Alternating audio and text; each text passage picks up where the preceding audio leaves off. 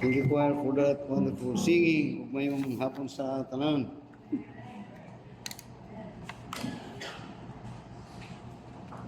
Open your Bibles with me again in Psalms chapter 91.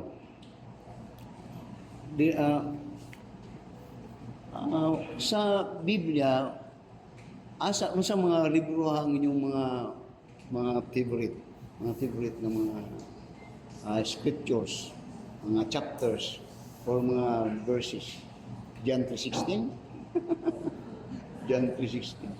Now, one of my favorite nga passages in the Bible na diha sa Psalms chapter 23 o kining Psalms chapter 91. Muna akong mga favorite nga mga passages sa Psalms 91. And I could recall many times, and even today, kung doon ay mga mag-text ako nga, Pastor, pray for me, gaya mga, kining Psalms 91 akong ginahatag, particularly ning sa verse 24 to verse 14 to verse 16. Mga anak bang mga akong ginahatag. Basahin ko ninyo ng verse 14 to verse 16. Muna akong ginahatag nga comfort. Now, so, by the way, ang message nga kung that will be sharing this afternoon is under the shadow of the Almighty. Under the shadow of the Almighty. I think ang po niya sabi ni siya pa kalandong under the shadow. Now, the word kini nga thought under the shadow of the Almighty. Kini nagabot pasabot ni sa psalmist yang ginapasabot ni nga in times sa yang mga crisis, trouble, problem, and so forth, kini ang iyang refuge. Kung iyang giterm ni refuge, panlandungan, kalandungan, kapasilungan na under the shadow of the Almighty. Now, sa gisulat ni sa psalmist, under the shadow of the Almighty, sa Psalms chapter 91, ngunya, He that dwelleth in the secret place of the Most High, niya shall abide niya under the shadow of the Almighty.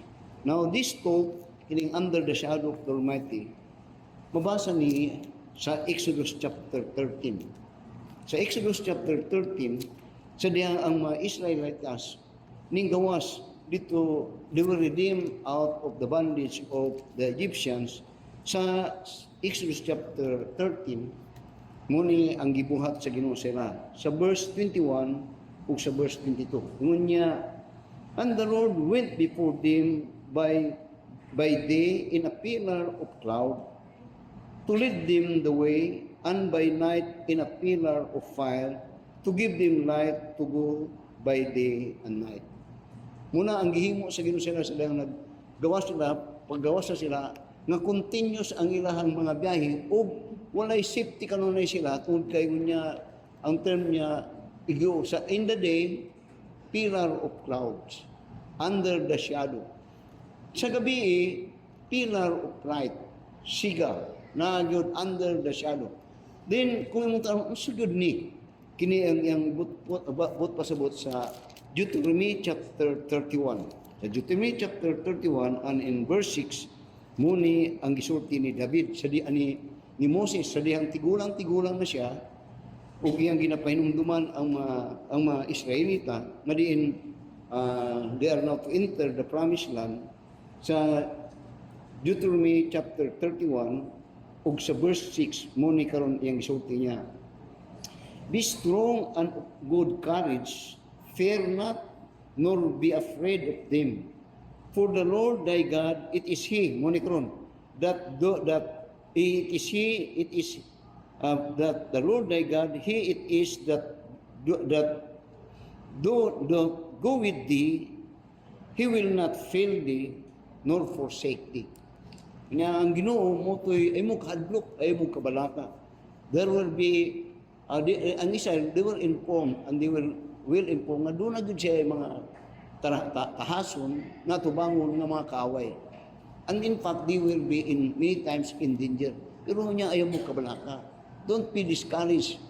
Diyan niya, kay ang Ginoo, kana siya ang mukuyog kay kaninyo niya ug he will not leave thee nor forsake thee.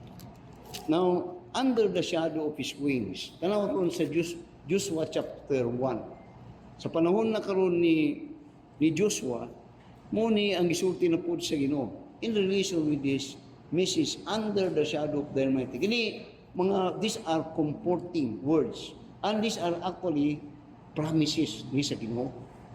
Usahay kung nata sa mga panahon nga kasakitan o sa panahon nga dunay ginatawag na crisis, problema, you may not knowingly or unknowingly you are seeking or you want to be in the shadow of the Almighty. Muadto mo dito magpadangop ba? Kung kuan pa musuksok. Manggut pa sabot ang mga piso kung dunay makaway musuksok dito sa sa Joshua chapter 1 tanaw sa verse 5 karon ang iyang but pasabot ning under the shadow of the Almighty. Sa Israel na pillar by cloud, pillar by fire. So panahon din sa apit na padulong sila padulong na sila sa doon sa utlanan para mo sulod na sa saad nga yuta. Ngunit mo siya ayaw mo kabalaka, ayaw mo kahadlok. Kaya ang Ginoo kana siya makig-uban kaninyo. Di mo niya pasagdan, di mo niya biyaan. Din sa Joshua chapter 1, sa dihang si Joshua na karon ang nasa tabuk na karon, mutabukay na karon mo na pud ang Ginoo ang gisulti sa Ginoo sa niya. There shall not any man be able to stand before thee all the days of thy life. As I was with Moses, so I will be with thee. I will not fail thee, nor forsake thee. I will be with thee. I will not fail thee, nor forsake thee. Saad na sa Ginoo. Dayon, timan-an yun nato nga ang Ginoo, kung saad, dili gud na siya mamaka. Ang iyang saad, tinuod yun na. Ang problema lang sa ato usahay, na di na to usahay makita ni. Uro usahay, na ato ning ginapangayo ang shelter sa Ginoo under the shadow. Pero kung naanata sa mayong nadapit, makalimot lang po ta sinuon usahay. Pero wa talaga dahom, nga kini, labi na kanato ang mga Kristohanon, kana nga saad, wala na nagbago. Kana nga sa Hebrews chapter 13, and in verse 5. Sa Hebrews chapter 13 and in verse 5, dinhi gipahinumduman no sa dutong tugon kini nga mong saad sa Ginoo. Ngayon niya sa verse 5, let your conversation be without covetousness and be content with such thing as you have, for niya he hath said, I will never leave thee nor forsake thee. Dinon niya, so that we may boldly say, the Lord is my helper, and I will not fear what man shall do unto me. Dili, sinutis niya, gikuan niya ni, gihatagan kayo emphasis niya. Kaya dito sa daan na tubong niya, ang Diyos may uban kanyo, dinon niya, di mo niya pasagdan o di mo niya biyaan. I will be with thee, I will not leave thee nor forsake thee. Karon sa bagong tugol niya, as the Lord as he has said niya, I will never leave thee nor forsake thee. Sa verse 6 karon niya, so that we may boldly say, yang gidugangan nga, that we may boldly say, the Lord is my helper, and I will not fear what man shall do unto me. Nawa ko'y di ko mahadlok bisag unsa, kung kay ang Ginoo ang mutabang sa kuha. The Lord is my helper.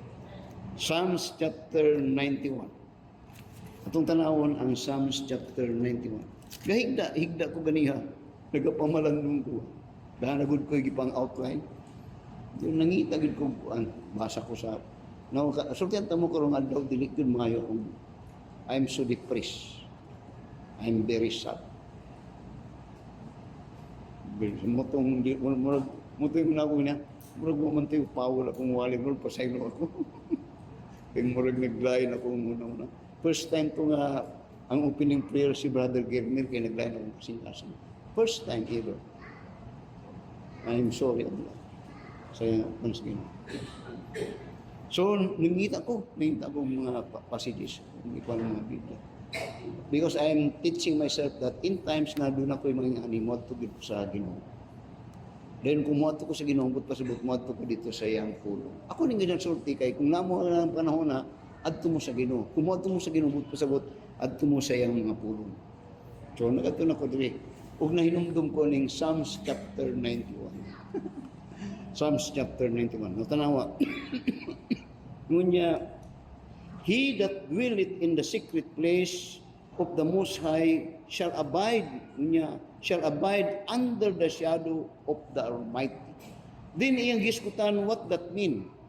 Sa verse 2 up to verse 8, notice kining mga word nga ginasulti kabang word I, personal nga pronoun.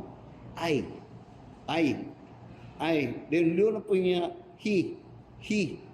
Kunya, I will say of the Lord. Then niya, He is my refuge. Ako, siya. Katong He, Ginoo niya, I will say of the Lord, He is my refuge. Niya, and my fortress, my God, in Him will I trust. Na mga bugat ting mga pulong. Kunya, I will say to the Lord, ako musulti, kung ingnon, ang Ginoo nga, ikaw ang akong refuge. Refuge simply means salipdanan. Ikaw akong salipdanan. Kunya, ikaw akong fortress. Kung fortress nga. Then, kunya, my God, in Him will I trust. Niya, surely, surely, He shall deliver thee from the snare of the fowler and from the noisome pestilence. Na kung imong basahon ang Biblia, nag-isgot di ang writer niya, I believe it was David. Ngayon niya, ako, din ang Ginoo, din ikaw. Din, darang yan, makita nyo, na ingani ang akong kuwan sa Ginoo. Din niya, ug ikaw, ingani po ang Ginoo sa imo ha. Angay nga ingani. Muna tanong sa verse 3. Surely He shall deliver thee from the snare of the fowler and from the noisome pestilence. He shall cover thee with His feathers, and under His wings shalt thou trust. His trust shall be thy shield and buckler. Thou shalt not be afraid for the terror by night, nor for the arrow that flieth by day, nor for the pestilence that walketh in darkness, nor for the destruction that wasteth at noonday.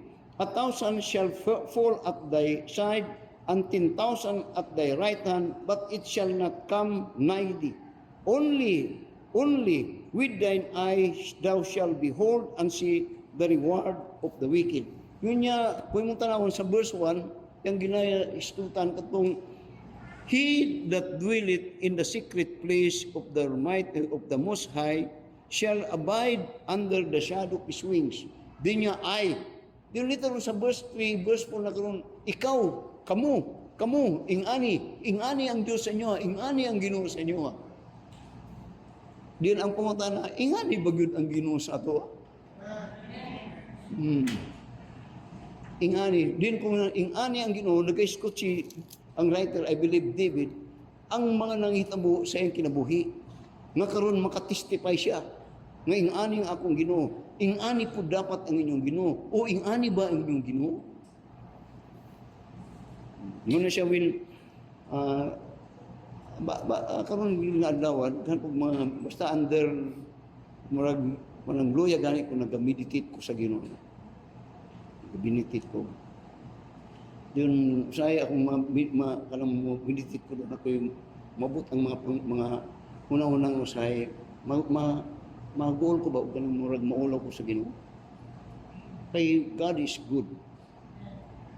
Kung di mo mutuwa na, ayaw ninyo to, di nyo dapat dunggon tong kanta sa choir karon. God is good. He is very good. Pero usahay atong tanawang nga, bisan diyan ang pagsimba ganin nato. Kung sa atong tanaw sa Ginoo, saan tayo tanaw nato isang pagleon, kung tanaw nato sa Ginoo, makita na din sa atong pagsimba sa iya.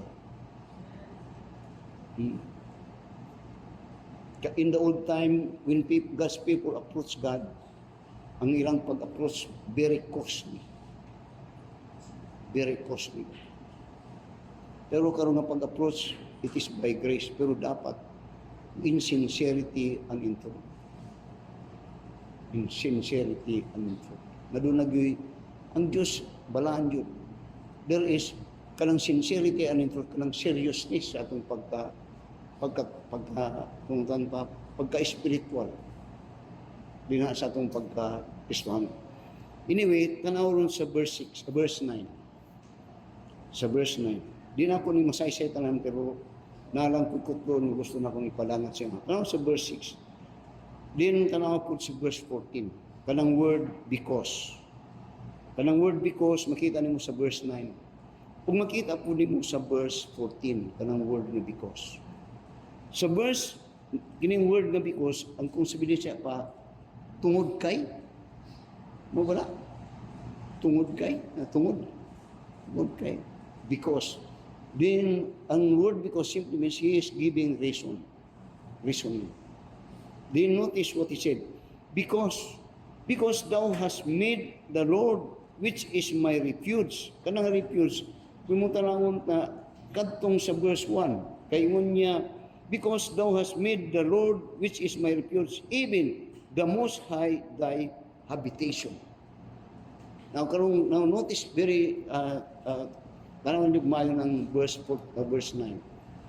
Kay kini nagahisgot sa iyang verse 1 ug sa verse 8 na ma-experience siya sa Ginoo. Particularly sa verse 1 niya, he that dwelleth in the secret place of the Most High shall abide under the shadow of the Almighty. Tanawa ng he that dwelleth in the secret place of the Most High. Secret place, speak about place. Kana nga secret place, dito sa verse 9, iyang gisulti. Kana nga secret place niya, because thou hast made the Lord, which is my refuge, even the Most High niya, thy habitation. Notice the word, thy habitation. Pero katong word nga thy habitation, una to, ingon niya, even the Most High, thy habitation.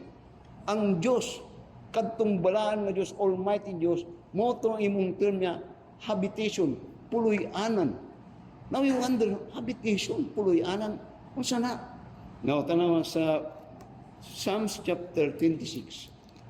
Sa Psalms chapter 26, naghiskot siya ani, katong word na habitation. In Psalms chapter 26 and in verse 8, this is the secret place. Then niya, kadtong habitation. Then, ingon niya dili sa Psalms chapter 26 and in verse 8 niya, Lord, I have loved thy habitation. Then, ingon niya, Lord, I have loved thy habitation of thy house and the place where thine honor dwelleth. Yan ang ginahiskutan tong ining Biblia ba, kung tanan mo, kung tayo. Kung dili, sa maning mga simple-simple, pero very meaningful kung ibog yung tunan. Kaya dili sa Psalms chapter 99, one of my favorite passage, chapter in the Bible, particularly kini, nag-iskot siya about those people that under the shadow of the Almighty. Doon nag-iskot siya about that secret place. Doon nag-isay-sayan niya, ani niya, I will say to the Lord, He is my refuge and my fortress, my God, in Him will I trust. Diningon niya sa verse 3, kamupod, surely, niya, surely, He shall deliver thee from the snare of the fowler and from the noisome pestilence, and so on and so forth. Ikan sa ang Ginoo habitation, sa iyang secret place, diningon niya sa verse 9 karon niya, naing anak ka, because niya, thou hast made the Lord, which is my refuge niya, even the Most High thy habitation. Habitation, the Lord my habitation. So in Psalms chapter 26 now, sa verse 8, karon iyang giskutan to nga habitation. Ngayon, Lord, I have loved thy habitation, I have loved the habitation of thy house and the place where thine honor dwelleth. Speak about the temple. In the old time, that tabernacle. I love the habitation. Pero karon, in this time, ang habitation, ang actually, katong actually, tabernacle or later on temple. Nga naman to. Tanaw sa Psalms sa chapter 27 karon. Tanaw yang gisulti. Ngunya, the Lord is my light and my salvation, whom shall I fear? The Lord is the strength of my life, of whom shall be I afraid? Kaiskot na po siya about that very confidence siya ang kinabuhi. Now, when a person reach a point na to whom shall be afraid, kana kuan kayo na siya, establish kayo na siya. Pero sa diyang gaiskot siya dili, ingani siya, tungod kay doon na siya refuge under the shadow of the Almighty. Nga kini akong dalampanan, way makatandog niya no. Nini, mga wa ko'y angay nga kahadlukan. Din ingon niya sa verse 2, niya nauingani, by the way, daghang mga tao nga nabalot og kabalaka. Daghang mga tao nga nabalot og kabalaka. Nga ang naitabo karon ang ilang kinabuhi dili na silang gadumin kundi ang kabalaka, fear. Then ingon niya sa verse 2, when the wicked, even mine enemies and my foes, came upon me to eat up my flesh, they stumble and fear. Though an host should encamp against me, my heart shall not fear. Though war should rise against me, in this will I be confident. Then tanaw sa verse 4 ug sa verse 5. Nagisgot na pod ni adtong Psalms chapter 91. Nga ingon niya, one thing have I desired of the Lord, that I will seek after, that I may dwell in the house of the Lord all the days of my life, to behold the beauty of the Lord and inquire on His temple. Parang to dwell in the house of the Lord, ang iyang ginapasabot na the habitation of God. Then ingon niya sa verse 5, for in the time of trouble, He shall hide me in His pavilion, in the secret of His tabernacle shall He hide me, He shall set me up upon a rock. Ay, di ko ka, usay, dili ko ka, kung ikang literal ni mong tanong, sa mani. Pero the truth and the fact is, you may not, dili lang kayo mo ginapresit, but when you are a Christian, in times nga, nung akong ginagamit tong word nga crisis, kay brother ang meaning ato. In time of crisis, you want to be under the shadow of the Almighty. A place of refuge. Nadiin, kung imong tanong, dito ka na strengthen, dito ka nagakomfort. O gani, dito ang Ginoo nagahatag kanimo og hope. Muna siya nga, kung muna nga pulong sa Ginoo pagkaon ni sa kalag espiritu. Kay mo palug-on ni sa atong unod nun. Kay kining unod nun kanunay mo itong gikalisangan na atong gikalisangan mawa o mamatay o whatsoever. Pero kung puno kasi pulong sa Ginoo niya sa verse 5 niya, for in time of trouble He shall hide me in His pavilion, in the secret of His tabernacle shall He hide me, He shall set me up upon the rock. Now, tanawa sa balik sa Psalms 91. Ingon niya sa Psalms 91, because Thou hast made the Lord, which is my refuge. He is my refuge. Doon niya, even the Most High, Thy habitation. Which is, din niya, as a result, niya, there shall no evil before thee, neither shall any plague come nigh thy dwelling. For He shall give His angels charge over thee, to keep thee in all thy ways. In the old time, ang mga guardian sa kwan, angel. Pero ang tanaw nila po niya, katong security o safety sa tanang mga naanang habitation na iyang gingon secret place, in which that secret place later on will be revealed. It will be revealed to His people. Gani ngunya secret place, pero many times in the life of David, kini kanunay ang iyang refuge, ang Ginoo. So tanawag niya, verse 12, they shall bear thee up in their hands, lest thou dust thy foot against a stone. Thou shalt tread upon the lions and adder, the young lion and the dragon shall thou trample under feet. Now, tanang balik sa verse 10. Yeah, there shall no evil before thee. There shall no evil before thee. Tanaw sa Proverbs chapter 12, verse 21. Yung sa iyang gibot, pasabot niya. Sa Proverbs chapter 12 and verse 21, si Solomon mo ni iyang sulti. Base sa gisulti po siya iyang amahan, na si David niya, there shall no evil happen to the just, but the wicked shall be filled with mischief. Iyang gina-compare diri magud kay kadtong tawo nga dunay Dios. Diferensya to sa tawo nga walay Dios. Lahi. Kaya ang tawo nga walay Dios kasabot siya nga iyang Dios gamhanan sa tanan. Muna karon si David iyang gina-exhort niya because you have made the Lord God Almighty thy habitation. Then notice sa verse 14 karon. Psalms chapter 91 verse 14.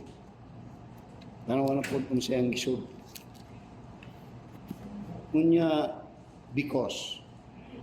Karon kining because diri, yung tanong niya, because thou hast set thy love upon me, kinaghisgot again dito sa verse 1. Sa verse 1. Kaya sa verse 14 niya, because he hath set his love upon me, therefore we are deliver him. Niya, I will set him on high because he hath known my name. Now, kung imong inotice, tawag ang verse 14.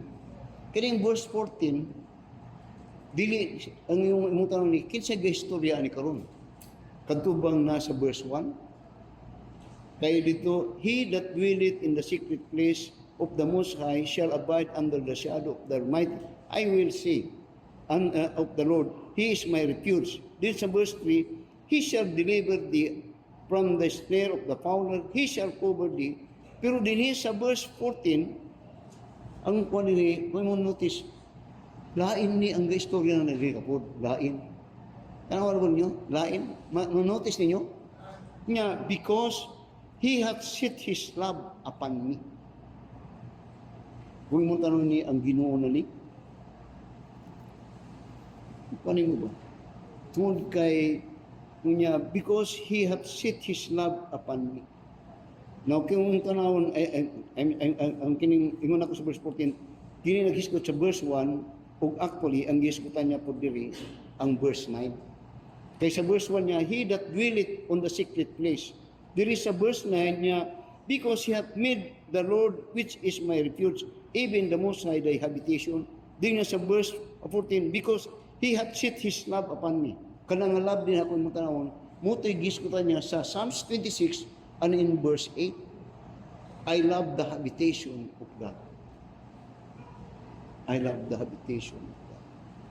Now, oftentimes, in the tabernacle, pero in the New Testament time, literal makita nimo, diri bayat na napanday, napaingani ko, napanday ko sa simbahan. Pinatawag na the Church of God. Diri ko napanday. Diri ko kung pa, diri ko nahimong tinuod na, ngunya, diri ko nahimong man. Tinuod na laki ba? Diri ko napanday. Then, so, na-learn niya to love it. Yeah, because he hath set his love upon me, then niya, therefore will I deliver him. Now, the basis of his deliverance is because of his love in the secret place, and that is his habitation. Then later on, niya, the house of the Lord. Then niya, therefore will I deliver him, I will set him on high, because he hath known my name. He hath known my name. Tawag tong word, he hath known my name. Question, do you know God? Do you know God? You could not, many times I said, you could never ever say to love someone whom you do not know. Pero the deeper that you know him, the more that you will learn to love him. Many times, kung nag-aampo ko, o dagang panahon nga, Lord, kailabayagid ko di mo. Kailagid ko Diyos. Kailagid ko. I know that. I know Him. I know God the Father. I know God the Son. I know God the Holy Spirit. I understand ang ilang function in the Trinity. God the Father is John chapter 3 verse 16. For God so loved the world that He gave His only begotten Son, that whosoever believeth in Him shall not perish but have everlasting. That is God the Father. For God the Father. For God so loved the world. Then katong Son, that He gave His Son. I know the Lord Jesus Christ. He is the Lamb sacrificed for my sin. He is the Lamb. He is the one that died for me. He is my Savior. I know sa iyang pag-anis kalibutan, kana ayang katuyuan. Diyos nga nagpakatao.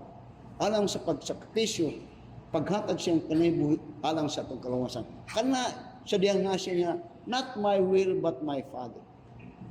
And I know the Holy Spirit. God, the Lord Jesus Christ said before He was crucified and returned back, and I will send to you the Comforter. And He will lead you unto all truth. What matters to this church today is the Holy Spirit speaking to us through His Word.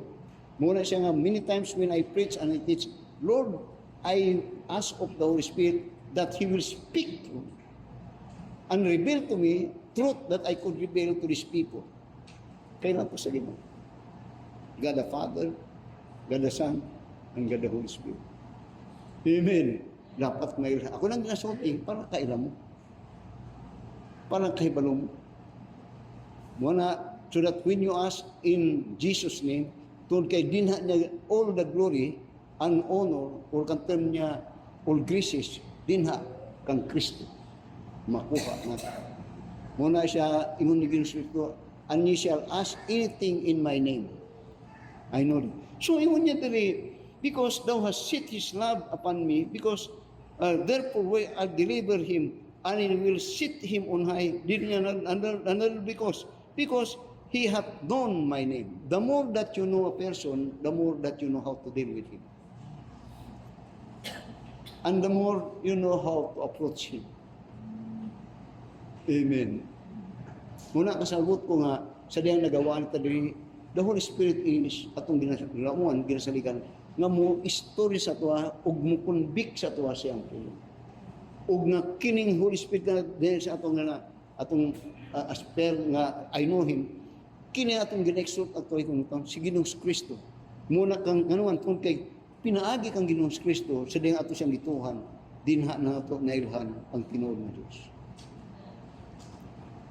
Kay bulo mo na ako sa aton Matthew chapter 11. Matthew chapter 11. Notice in verse 27.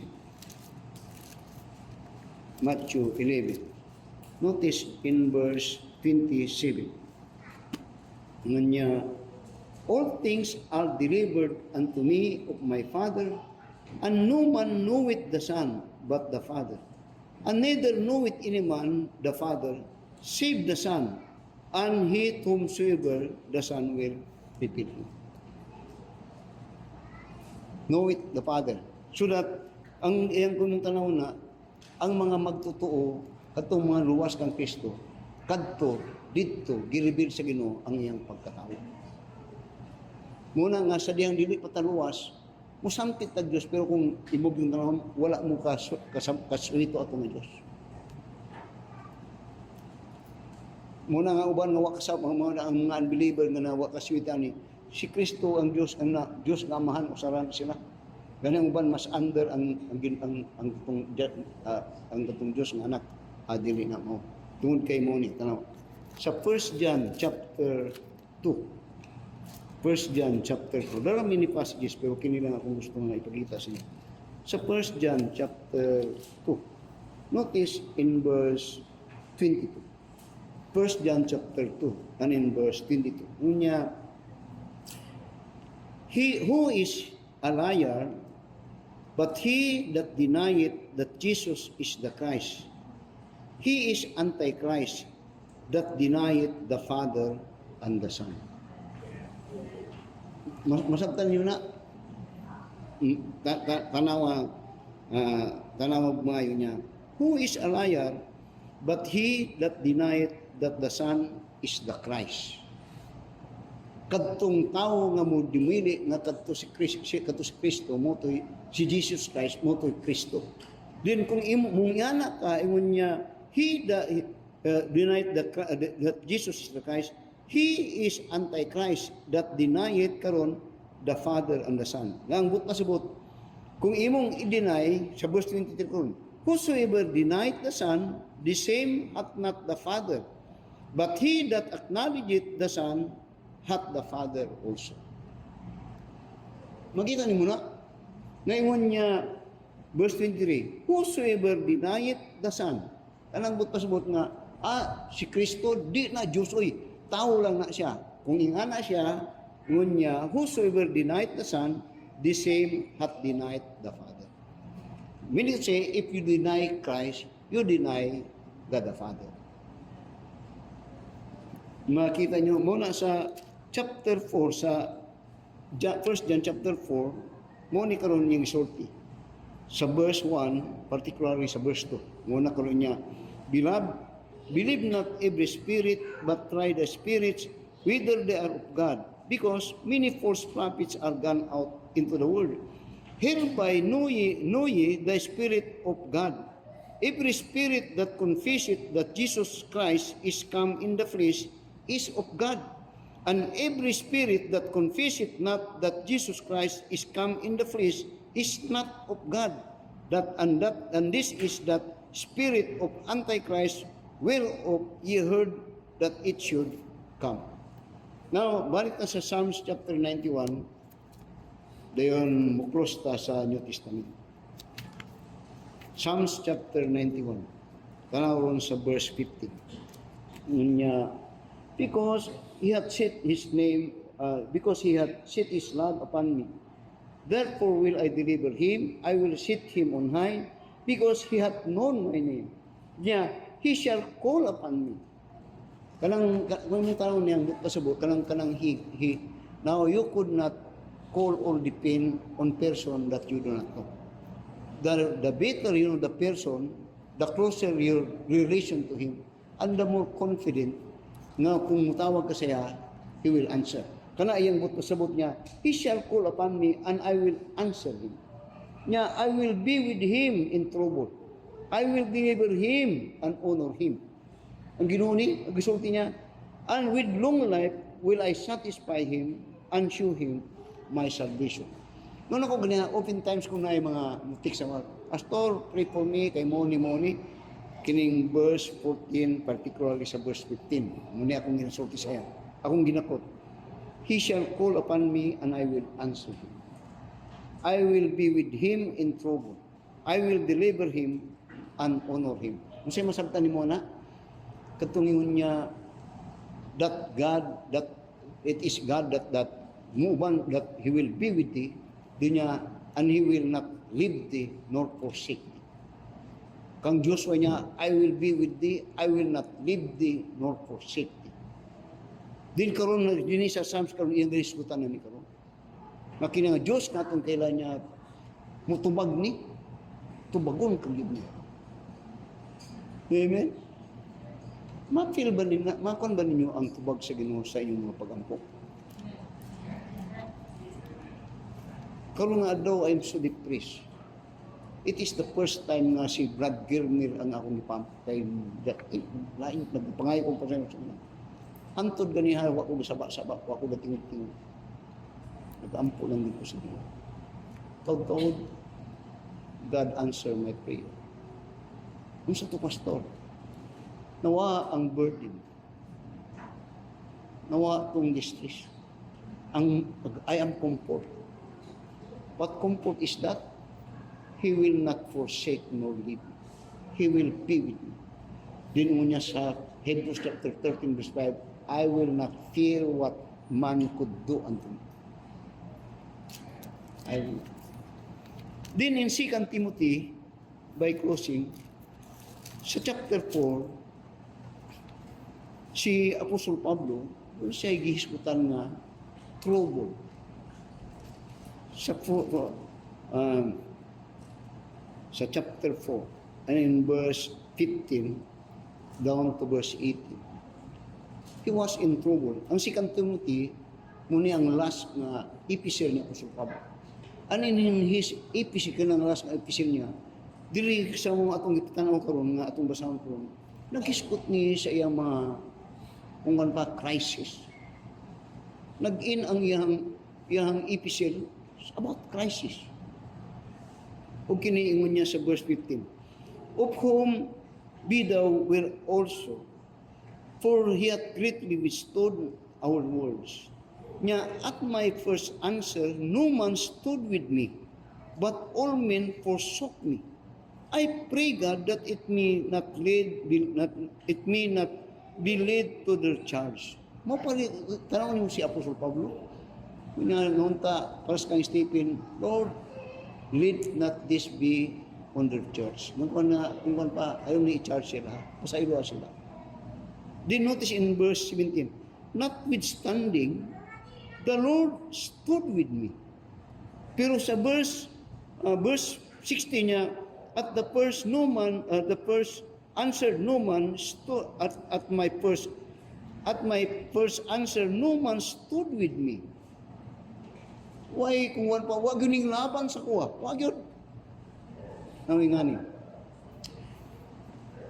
As a pastor biniyo mo but lang amo na ba man. I'm not so much expecting about mga laban gikan sa inyo.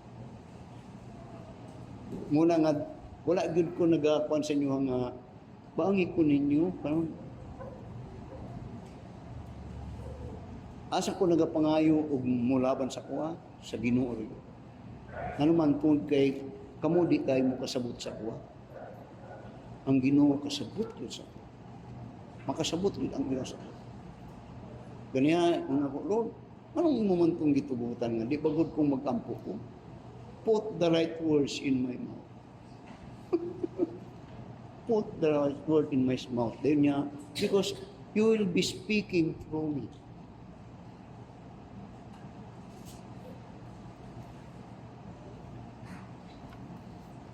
Dili karon ngunya, pero ngunya sa verse 17, notwithstanding, the Lord stood with me. Dili niya, and strengthen me. Kini ko muni ginaiskutan sa Psalms 91. Kadtong si David nasa mga crisis. Pero yang refuge ang Ginoo under the shadow of the Almighty. Ang Ginoo ra gyud. Muna day panahon si David nga ang 600 niya nga mga tao mubato na siya. Ang iyang giunan ang Ginoo. Ginoo ra gyud. Sabi mo ato. So notwithstanding, the Lord stood me and strengthened me, that by me the preaching might be fully known, and that all the Gentiles might hear. And I was delivered out of the mouth of the lion. Under the refuge, Psalms 91.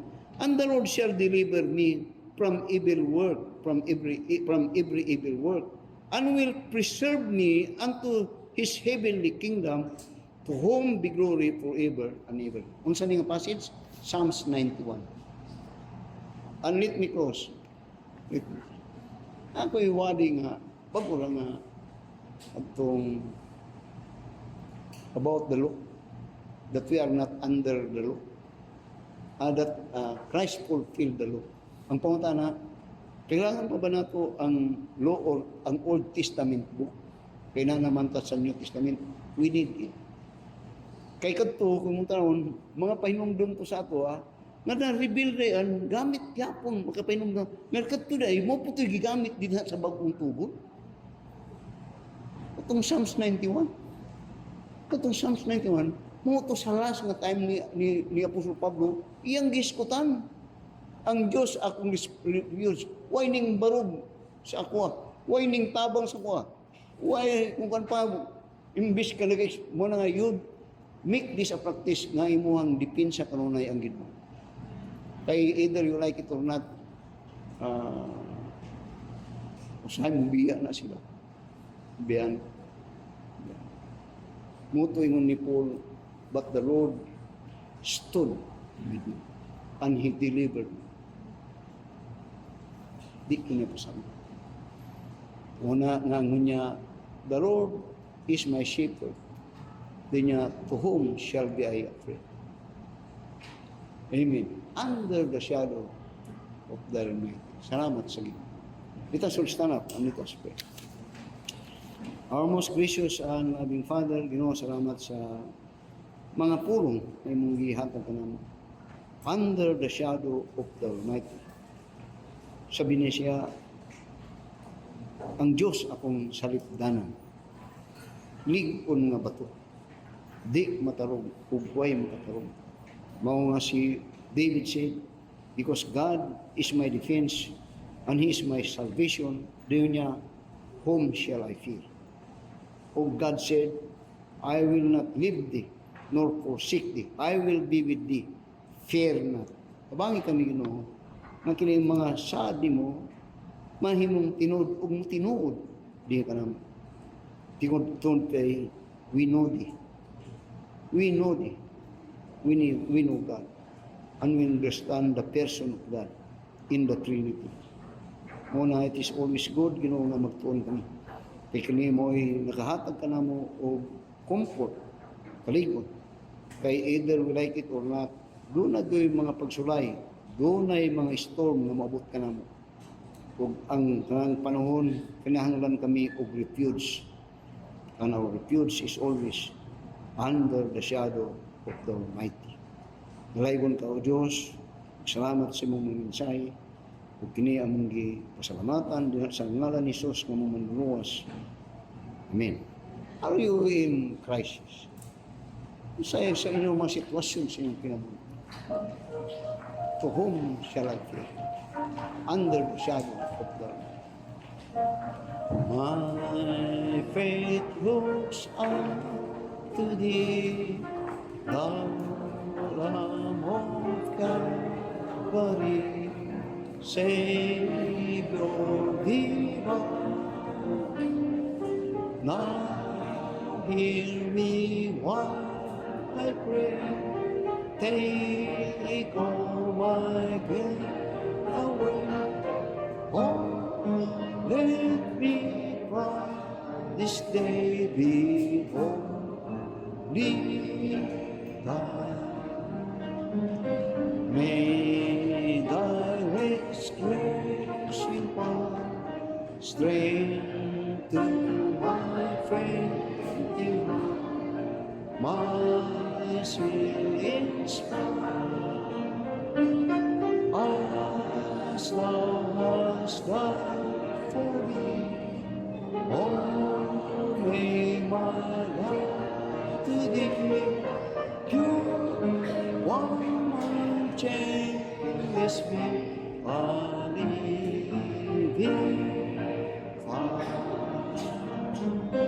While life's dark maze I tread, and graves are by me spread, be thou my God, be darkness through today, while sorrow steals away.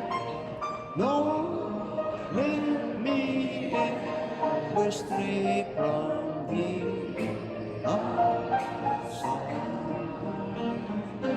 When is life's closing, when there's cold smoke and steam, shall all me blessed Savior, let in love, fear and distrust.